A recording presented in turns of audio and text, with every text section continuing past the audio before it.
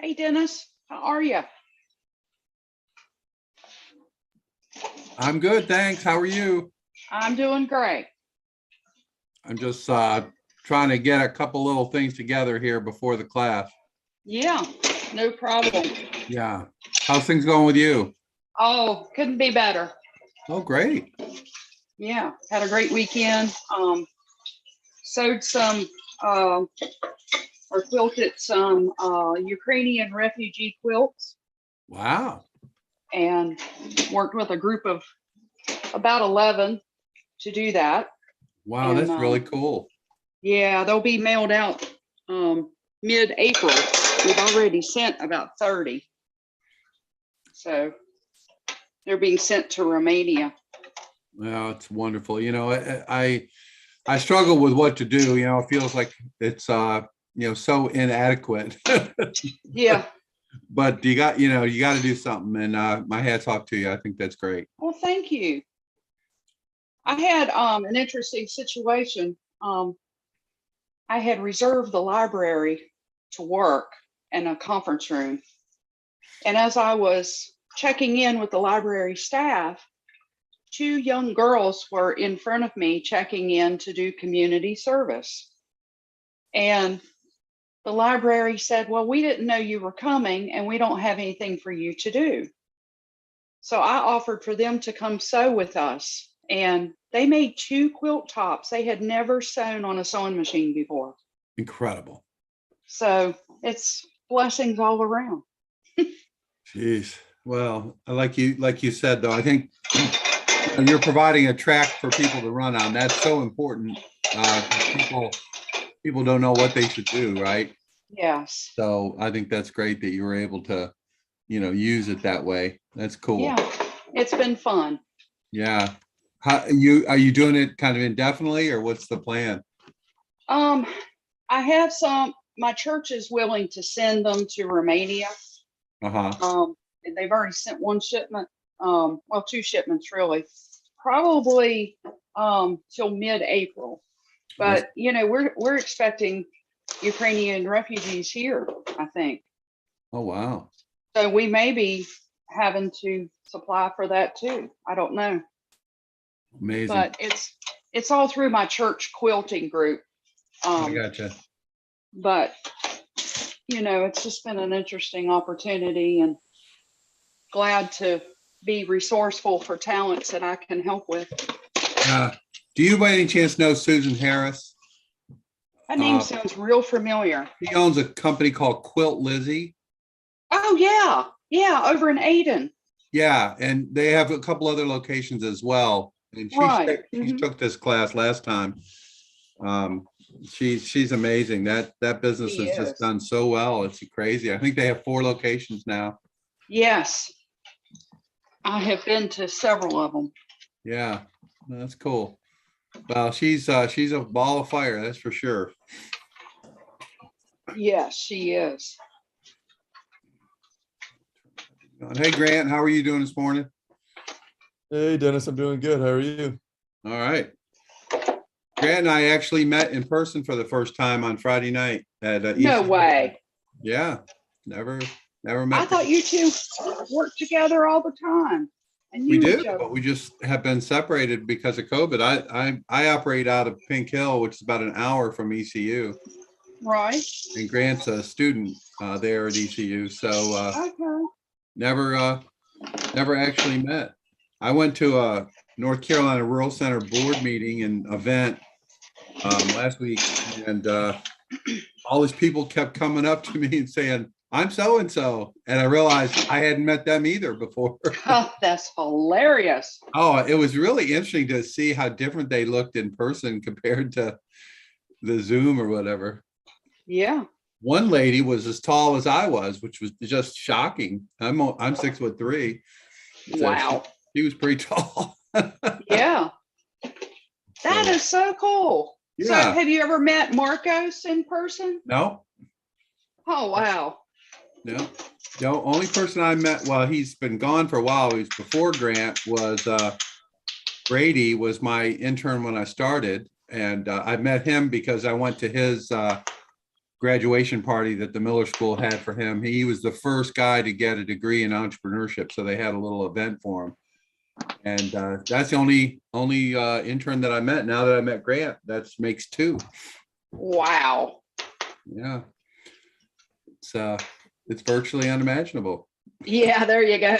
That's hilarious. So, Hey, Dennis, do you know what Brady's up to? Graduation? total confusion as far as I can tell. He's working for a company, I think has something to do with real estate, as best I can tell. I think like office type commercial real estate, I think. Something like that. Okay. He made a $30,000 donation to the College of Business. Yeah. So he must be doing well for himself. I just didn't know what he was up to. Yeah, I would give him send him an email, a message. He'll tell you. I know he's explained to me more than once, and I have the attention span of a gnat, so I tend to forget a lot of the details, especially when it's something I've never heard of before. Like it's something to do. I think he's doing finance type stuff related to commercial real estate. That's my best guess. Okay. Interesting. I'll give him a text or a call. Yeah, he's always willing to help. All right, hey everybody, how's it going? All right. Good morning. Good morning. Okay, so I'm going to go ahead and get started. Today we're going to go through, and today and tomorrow we're going to go through what I think is a really helpful kind of overview of how to do a sales campaign, or how to do some people call them product drops, but the idea of creating sort of an event or an environment that gets people thinking about buying your product, and also all that entails, which includes questions about am I hurting future sales? Am I training people for a discount? All these kinds of things that will come up. I think you'll find this presentation pretty helpful, and it's put on by a company that sells e-commerce software mostly to farmers. So I know it's a little bit, some of it might be a little non-applicable, but the concepts are really, really strong, and some of the best I've seen, and laid out really, really well. So we'll start with that, and just don't hesitate to holler if you want to, anything really prompts you to kind of want to talk about it. So let me make this out. Okay. Well, hey, thanks so much. If you guys are just joining the call, welcome to this 2-part webinar series that we're calling Learning to Launch. Basically, what we're going to be sharing today is it's really an email marketing focused kind of campaign that incorporates 5 specific types of emails that you'll send to your customer throughout the launch. And we refer to this basically as a product launch is kind of what we call the strategy. And what we want to do, basically what deliver on this call is I'll give you the strategy and help you basically implement on it to achieve your best sales weekend of the quarter. That's the goal that we want to deliver on today. And Chad Grau, he's going to be your coach. He's put this material together for you. He's our director of digital marketing at Seven Sons. And I have a more formal intro coming up here in a few minutes. But Chad, I would actually argue that if someone's joining the call today and this whole concept of a launch is new, I think, you can implement this to achieve your best sales weekend of the year. And I know that was the case for us at Seven Sons in our business. So quick intro for me, my name is Brooks Sitzfield with Seven Sons in Grace Cart. Seven Sons, we're a family farm basically out of Roanoke, Indiana. We sell grass-fed beef, pasture-raised pork, and poultry all online. There's several other team members. I know my brother Blaine's on the call here today that you might hear from during a Q&A. Grace Cart is a website and online store platform that we basically developed for our own business and now licensed to other businesses like Seven Sons. A lot of you on the call are probably, we're seeing in the comments there, Grace Cart clients. So welcome to the call. If you are new to us, go ahead, check out the website, sevensons.net or gracecart.com. You can learn more about that there. Now, as we get started, what I want to do is just quick. Sorry, I'm just going to pause for a second here. So what they're going to start with is the sale of items that are not core to their business. This is a partnership they have. In this case, it's going to be with a seafood company. So you can get an idea how you might do a campaign for some sort of partnership that you might have with somebody, somebody that complementary that you could work together with. And so that's what they kind of start with. 2 quick minutes to show you guys 2 quick slides to hopefully give you some confidence into why it's going to pay for your time here to take the next 60, 90 minutes to really pay attention, eliminate all distractions, silence your phones, close the inbox. And what I want to do is just share a quick little story about our first experience implementing the strategy you're going to learn today, this whole product launch concept. And that's what you see on the slide here right now. Our first experience with a product launch was our Wild for Seafood event in 2017. Basically, this was a very new concept to us. We kind of got exposed to this whole idea of a launch. We had sold seafood for a long time, but basically what we did was put together this sales campaign that lasted for about a week. It was kind of our best pricing that we'd ever really had before on wild caught seafood. And we sent the 5 emails that Chad's going to share more about here in a few minutes. And I just want to real quickly share a little bit of our results that we got out of this strategy, so that way you guys kind of know what you could expect from implementing on what you learned today. So up until this point, basically our weekly sales of seafood in 2017 was right around a little over $700 per week. So it was a good product category for us, not the main thing that we do, but that was what we were averaging in sales. We implemented this new strategy called a product launch, sent the 5 emails that you're going to learn about here. And within 5 days, we sold over $38,000 worth of just seafood product in that time period. So we actually had customers buying all sorts of stuff from the website, but the seafood was the focus of the sale. And that, as you guys can see on the screen there, that's a 4,841% increase on the week. It was basically a year's worth of sales in just a 1-week period. And it was actually, I mean, that we didn't really know what to expect because this was a new strategy for us. We were scrambling that week to order more seafood, get pallets in from our supplier to just make everything work. And it really just kind of lit off a light bulb in our heads, because up until this point, our marketing had been very defensive. And I think that's the case for a lot of people I see when it comes to direct marketing. We kind of always took the approach that, hey, as long as we treat our customers well, we raise a high quality product, we kind of we do that, and like the customers will come, right? And a very defensive approach. That was not the case. Our business was starting to stagnate about at this point. And this strategy just really changed our mindset. It's more of an offensive strategy to give your customers a compelling reason to buy. And, we thought maybe this would be a fluke, just say, we got lucky, beginner's luck, but Chad has been able to join our team and help us really optimize for this strategy. And I would say, Chad, since you've kind of joined us and helped us kind of double down here, this has probably created multiple 7 figures in revenue within the last few, since 2017, since we've been able to rinse and repeat this strategy. And Chad has worked with several of our Grace Cart clients as well. Chad, if you want to hit the next slide, kind of want to give a little bit of intro to Chad. Again, he's our director of digital marketing. Chad, we got connected right after actually that Wild for Salmon seafood sale in 2017. We were on the hunt for an expert consultant to really help us go deep into email marketing and digital marketing.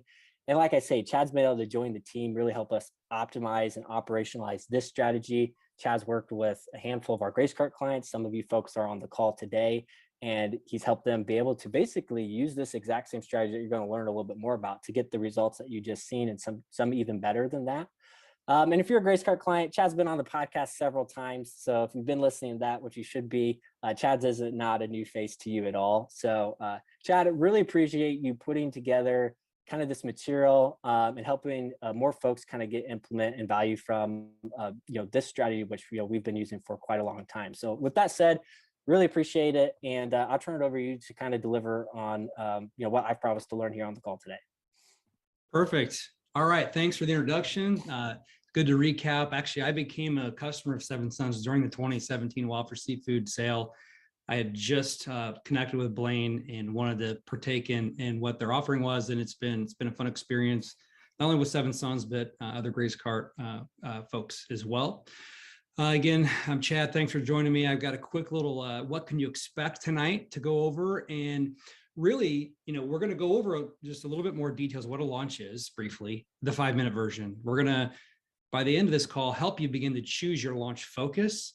We're going to help you create an irresistible multi-step offer. And this is really, I think the most important thing before you send any emails, how can you have an offer that people really want to say yes to? We're going to pencil in some launch dates. Let me try to just keep adding folks here. And we're going to do this by sharing examples. I'm not just going to have a bunch of boring slides like this one. I want to share examples of sales pages, offers, talk through them. We're going to hear from some guests. My dog will bark. I had to mute while Brooks was talking. It's a beautiful day in Illinois. A lot of kids in the street. I got a son coming home, wife coming home from work. So just bear with me. Hopefully my face is on the screen the whole time. And then we will finish with some open Q&A. I want to try to get this to about 90 minutes. But if the content's good, you want to keep going, we can stand for a little bit past that. So without further ado, just got to try to figure out how to use what buttons. Okay. Again, the focus of part 1 of this training, part 2 will be in a few weeks. But tonight it's all about like beginning to think of an offer, what product you want to focus on, helping you to identify and establish a timeline and really work on your offer. So what is a launch? And just so a little bit of history, there's one of the books behind me is the book Launch by Jeff Walker. He has a premium $2,400 course called Product Launch Formula. Jeff Walker, I think my next slide. Yep, Jeff, he's an internet marketer. Really, the Product Launch Formula is something that is a strategy that's really, I would say, more geared towards information products, selling digital products, digital courses.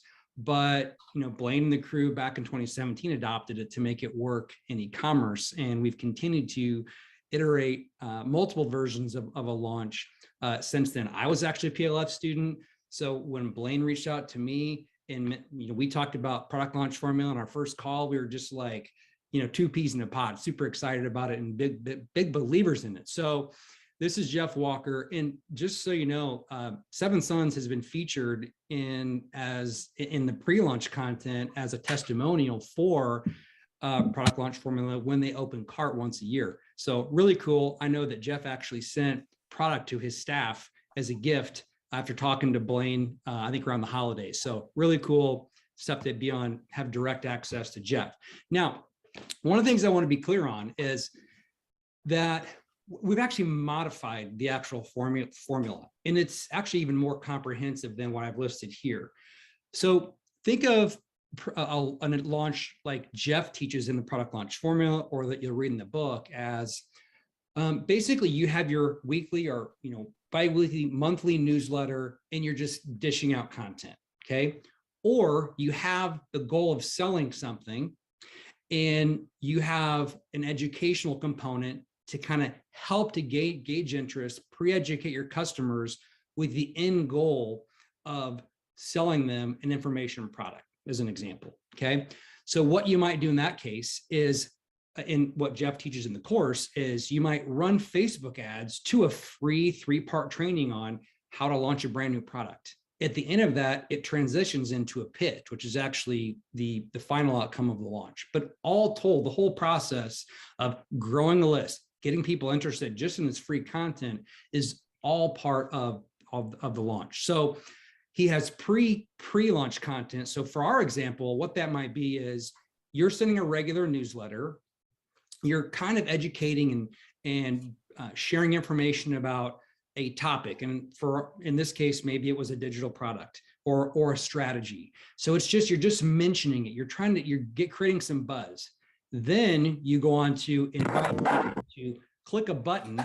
Oops, sorry, make sure we're staying on mute here. Then we're inviting people to click a button or put their email address in to be on a special little segmented list if you're interested in hearing more about said training, okay? So if you're on the newsletter, you're not interested, don't opt in, you won't get the information. But those that do opt in, they get content delivered specifically to them, okay?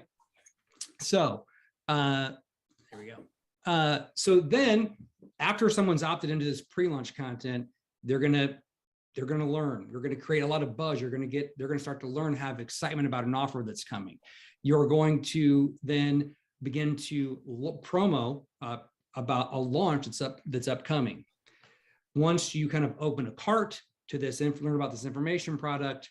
Then there's a series of emails that Brooks was referring to where you continue to educate a customer.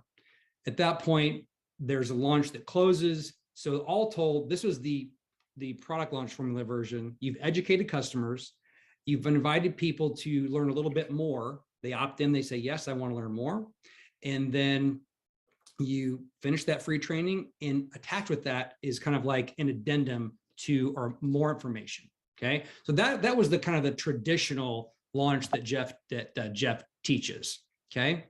Now, how we've kind of modified it and what we're going to teach you over the next couple of trainings is how you can share pre-launch content in a newsletter, meaning, so say you have grass-fed beef or pastured pork that you want to begin to offer somebody as part of a launch. For a period of a few weeks, you're going to share content specifically related to that product, how you raise the animals, what your protocols are, things of that nature that are relevant to the product you're going to sell. Just doing that as part of your regular newsletter. Okay, not saying anything's coming, just sharing content, adding value, educating. You're really kind of pre-selling your information, your product. You're talking about your product and helping people become more informed about it. Then you're going to begin on some of the PS lines of that email, or near the end of the email, you're going to say, hey, FYI, if you've kind of liked what you've seen, there's more coming. Make sure you stay tuned for my next email message. I got something really cool coming. Very 10,000 foot view. Then you're going to be able to announce a sale, announce an offer, open the door for an offer that's awesome that people can't say no to. During that, maybe it's a 4-day or a 10-day window when you have your sale live, you're going to add value, continue to teach about your product, share an unboxing, show the product, show people using your product, engage with customers on social media or on email so that it's really more of an event. And then at some point, you have to close the launch and have people come to a decision of whether or not they want to partake in your offer. This is what, over the course of the remaining time tonight and the next week, that I'm going to be talking more about. Okay. Let's see here. All right. So why should you launch? We've talked about kind of what a launch is, but why is this? And this is going to be, again, the kind of a quicker version, trying to figure out how to hide some of these things here. Oops. Sorry here. I'm going to have to figure out, there we go. Okay. So what happens when you launch? Well, if you can grow your email list. If you're promoting this, that you have an event on social media, and the only way you can hear about it is through joining an email list, you will grow your email list.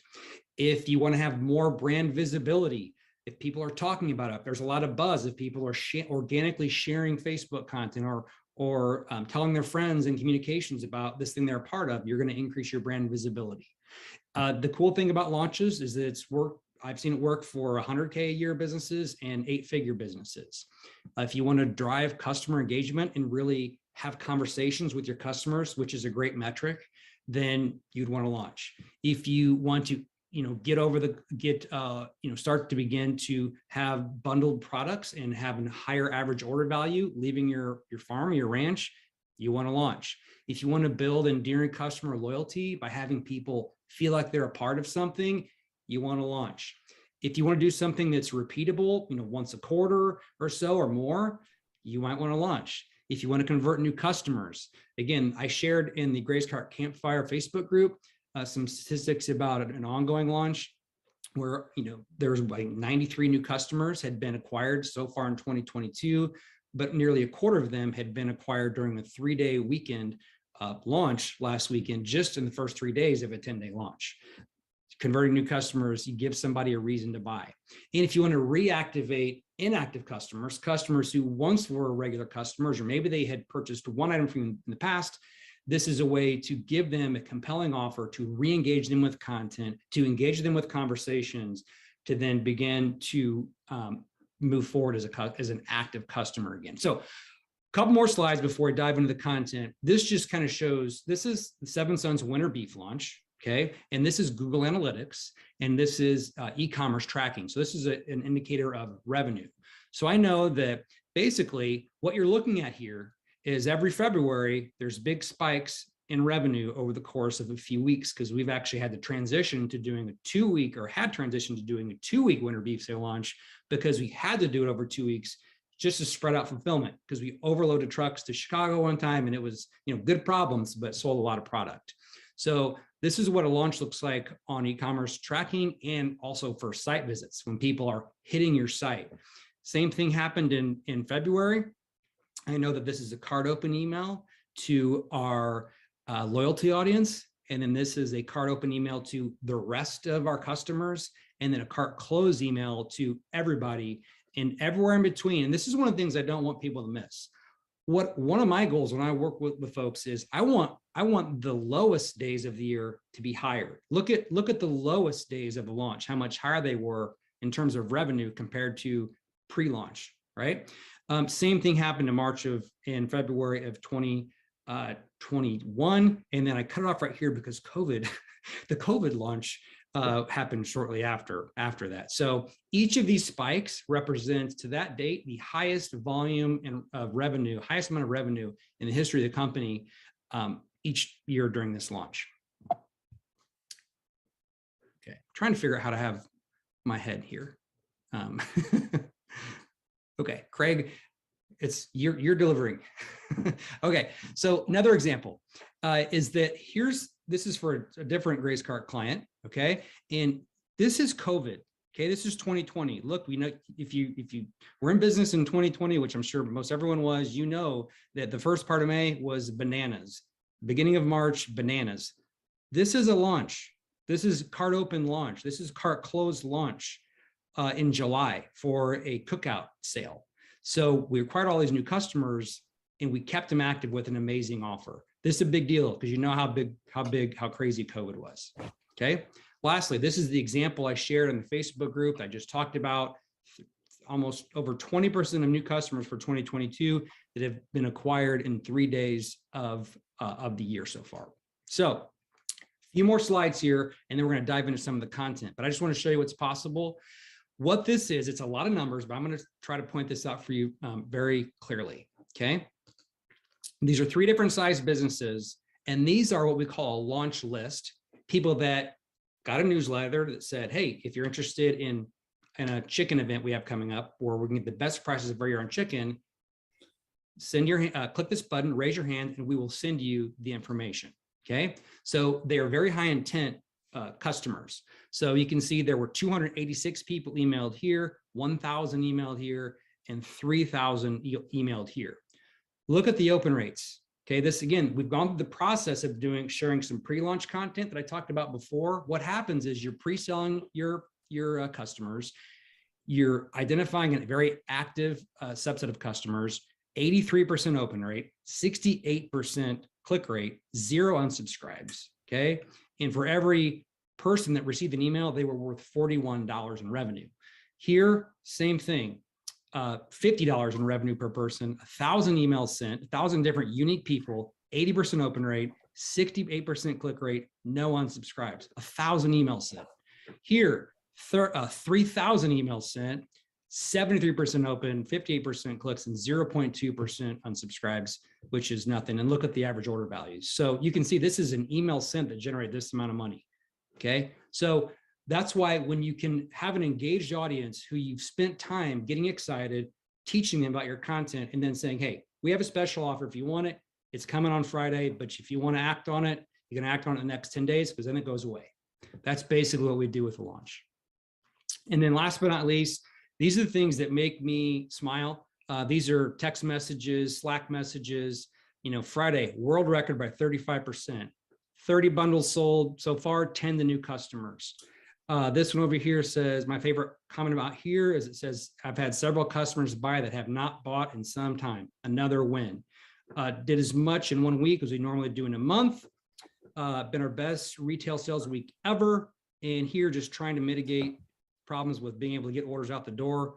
Already had sold 121 orders, surpassing their previous high. And so again, all things that are exciting and why we've spent a lot of time putting this training together, and we'll have another one coming in a few weeks. So with that said, we are about 20 minutes in, 25 minutes in. I think everybody knows now In the next 10 minutes, you're going to begin to put your launch plan together. And I hope that this is something that has your attention. So let's choose your launch focus. So now there are two options I want to go through. Okay. And again, if you don't have your pad and paper or your digital note-taking device, get that handy. And there's option 1 and 2 here, but they're both good options. They're just, laying them out separately. Option 1 is kind of a price-driven offer. It's where you have inventory stocked up, you have intentional abundance. The goal is not necessarily to sell out, but you then offer a great deal over a limited time. So an example would be maybe you have bulk meat bundles, you've harvested a bunch of animals, you have an offer you can put together. As I mentioned, this company is associated with farming and grass-fed beef. But if you just substitute other kinds of bundles that you might have either with your own products or in partnership with a partner, if you feel like your product doesn't really lend itself to being part of a bundle, the part of this also applies to live streaming, which a lot of you do. I know that Chris Carroll does it quite often, and I've seen Time do it, where you might make some sort of product bundle available in the live stream that's not available on your website normally. It might be a smaller volume of items. It could be a different item, a different assortment. But this concept of putting together offers for specific market efforts. In this case, it's an email campaign, which is not the same as live stream, obviously, but they have the same sort of psychology at work. And the psychology is to create scarcity and limited time to take advantage of something. I think it's a problem for a lot of food related businesses in the sense that unlike say a clothing retailer who might say, I only have 3 of these, shirts left, and that creates this urgency to buy. What you all can do that are more in the food area is you can create bundles or arrangements or groups of products that also can be scarce. This is only available on this sale, or this is only available for my live stream. So a lot of this is conditioning of your customer and the psychology of your customer. If you think back just a second ago, this guy was reading some comments from some of their clients of what happened in this campaign concept. And one of the observations was clients that had not bought in a really long time bought a lot during this campaign. And that fits in. Like if you're a customer, say, well, this guy's always going to have hamburger, it's not like he's going to run out of hamburger. So maybe I'll buy it next week, or maybe I'll buy it next month. And one thing leads to another, and a lot of time goes by. However, if that person receives an offer, whatever that offer might be that they perceive as desirable and short-term availability, then you get that psychology of scarcity working for you, which is a very powerful and proven method of motivating behavior. Any reactions or comments on what we're talking about at this point? Okay. And then you'll sell a large quantity at a reduced price.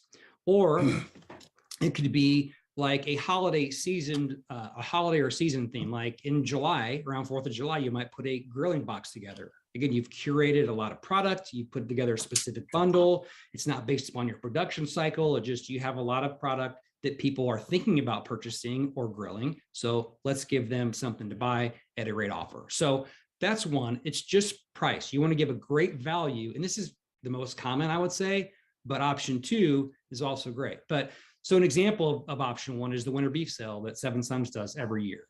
They harvest a lot of animals in the winter. We have intentional abundance. Rather than have it taking up inventory on shelves and the cost associated with that, we want to share that abundance by giving a great value and moving a lot of product at one time. So that's what the winter beef sale is an example. Another example, option 2, when you have truly limited supply or something you only do literally twice a year. So for some of these things, when they're gone, they're literally gone. The goal is to sell out. And because it's such high value, or the demand is so high, potentially, the price can be the price. You don't necessarily have to provide a value. You can, that will help, but the price can be the price. Examples of this might be Thanksgiving turkeys, if you have a limited amount supply for your entire customer base. Partner products, like maybe you get a limited supply of like a seafood from a seafood partner that when it's gone, it's gone. Or if you have processing slot for bulk meat, if there's 2 times a year that you have X amount of slots or X amount of hogs or beefs to harvest, then you can use the same process to get those squared away. So Liz Cunningham at Cunningham Pasture Meats, she has done bulk meat sales throughout the year and had a ton of success in speaking for those slots or filling those slots using a launch. So that's one example of kind of like it was only initially a few times a year, and that's how she generated tons of interest. Okay, so with that being said, I want to have you, just with that initial thought, okay, spend a few minutes here, write down a couple of different launch focus ideas. Do you think, does it make sense for you? Is there something about how your business operates where you can maybe do bulk meat a couple times a year and use a launch strategy? Do you have a lot of inventory around ground beef or ground beef patties, or a collection of steaks and ground beefs and roasts, or a collection of chicken to say, okay, it would make sense for me to do a price-driven offer? I don't know, Blaine or Brooks, I might stop sharing my screen for 1 second and see, is there anything that you guys want to add to this? Feel free to unmute yourself if you can. We can give while folks take a few minutes to kind of work through.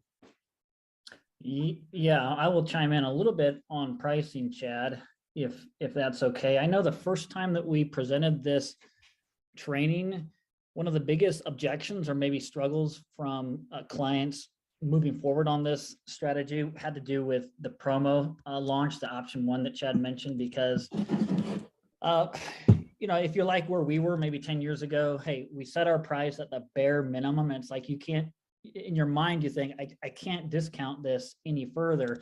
And so I really want to challenge you to not let that stop you from doing your first launch. Just get the ball rolling with your first launch. And then I want to challenge you to think about your launches as almost like a 12-month seasonal pricing strategy, because, like, for example, with Seven Sons, we harvest so many cattle in the winter. Our margin is not the same if we hold on to that product until July, until we finally get it sold. There is a margin fluctuation with some of our production patterns, and all we've simply done with the launches is put our pricing strategy in sync with those seasonalities. So seasonalities in abundance, but also on the economic cost of producing that product.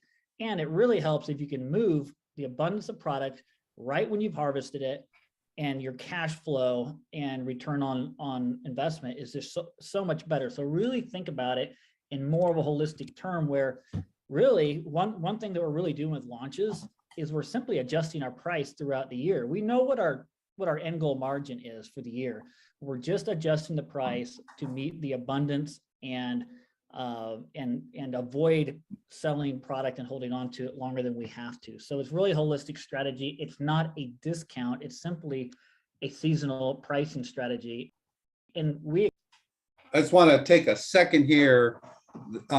This discussion that's going on about margin and pricing, it is really, in my opinion, the main reason that people will get an MBA.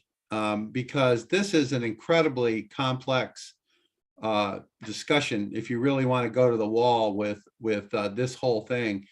But the main point I want to make is that your perspective of your pricing and your profit margin really needs to be dynamic as opposed to fixed. Many people get to the point where you know what your cost is, and you've got all this figured out, and that's your price. But this example here, it really points to the fact that their pricing dynamic is very different in early spring after a winter of harvesting a lot of their cattle than it is in September, which is a long period of time after the harvesting of their animals in this case. This is a perfect illustration of the dynamic environment of pricing. And not only on the production side, like, pricing the products that you make, in your cases, there are many factors you need to think about, like, time of the year, for example, the environment in the holidays from a pricing and profit perspective, and may be very different than the pricing in the month of March, as just one example.